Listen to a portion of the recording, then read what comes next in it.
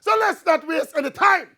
We're going right into the post-series analysis of the West Indies tour of England. And I want to question the credibility of the West Indies fitness eligibility criteria for players.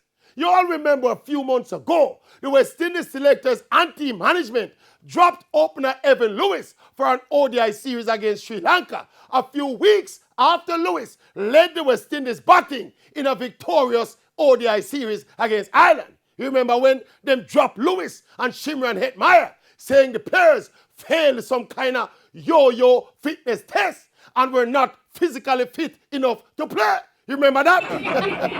Well, we're not being discriminatory, but we're trying to understand how can the same West Indies selectors and team management then turn around and select Rakeem Jimbo Cornwall with a registered weight of 140 kilos, that is 300 and odd pounds, a man who is clearly immobile, clearly unathletic, and clearly unfit.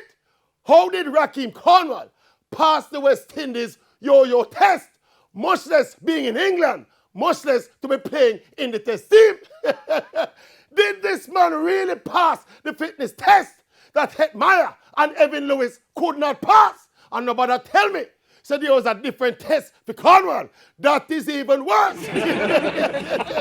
My common sense is telling me that this is blatant hypocrisy and double standard, and is another index of how much West Indies cricket has become a big joke. Joke! Joke!